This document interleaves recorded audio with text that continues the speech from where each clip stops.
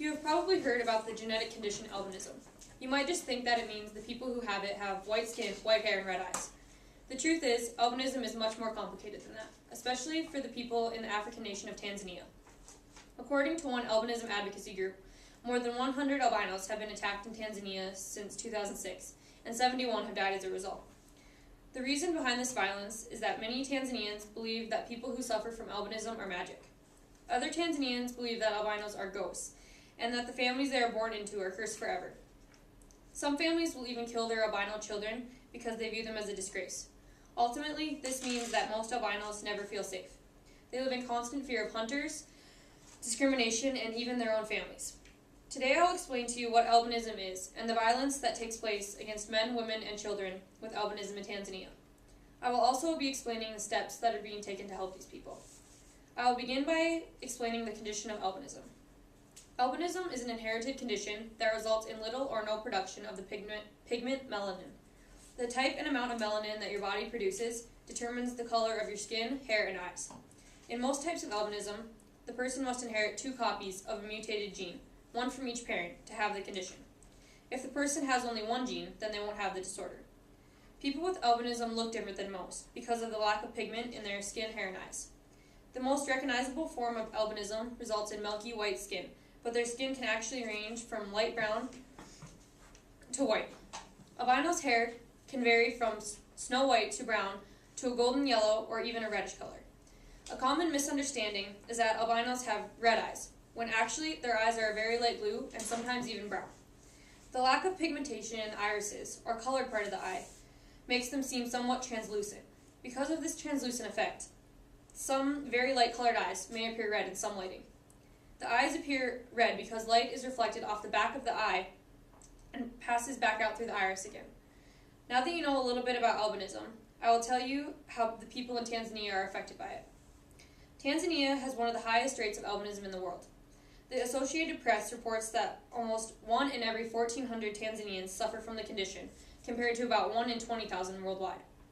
Scientists believe that the reason for this phenomenon is the founder's effect. The founder's effect states that Tanzania and East Africa are the birthplace of the genetic mutation that creates albinism. The Tanzanians that suffer from albinism face discrimination, amputation, and murder.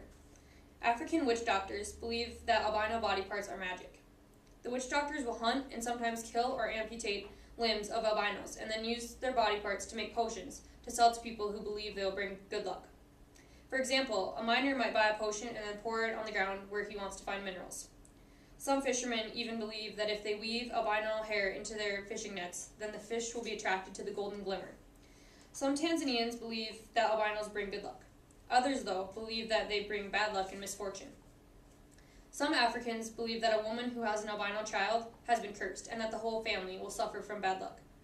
In the olden days, midwives would kill albino babies at birth to try and stop the curse, but now that there are hospitals, many albino babies survive. It has been said that poor families, who believe their albino children are worthless, will sell them to witch doctors for great sums of money. Now that you know how people with albinism are treated in Tanzania, I will tell you what is being done to help them.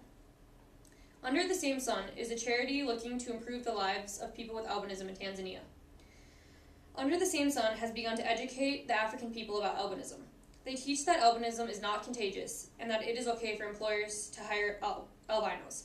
They also encourage schools to allow albino children to attend. All people with albinism suffer from vision problems. These vision impairments are caused by irregular development of nerve pathways from the eye to the brain and also from abnormal development of the retina. Under the Same Sun brings in vision aids for albinos in Tanzania. There is a considerable lack of glasses, magnifiers, and specialized vision-sensitive computer equipment in Tanzania. This lack of vision aids results in great difficulty completing school and increases the chance of unemployment. Under the Same Sun relies mostly on donations to bring in these vision aids. Another problem that albinos face is a high risk of skin cancer due to sun exposure. Without proper protection from the sun, most Tanzanians with albinism won't live past 30 years old. Under the Same Sun has started to supply albinism with protective sunscreen, wide-brimmed hats, and proper clothing to protect them from the sun. As one can see, life for a person with albinism in Tanzania can be very difficult, but there are steps being taken to help them. Today I've told you about the condition of albinism and how it affects the people in Tanzania. I have also told you about Under the Same Sun, a charity that helps improve the life of albinism. The discrimination against albinos in Tanzania will never completely stop, but the more people that know about this issue, the more albinos will be saved.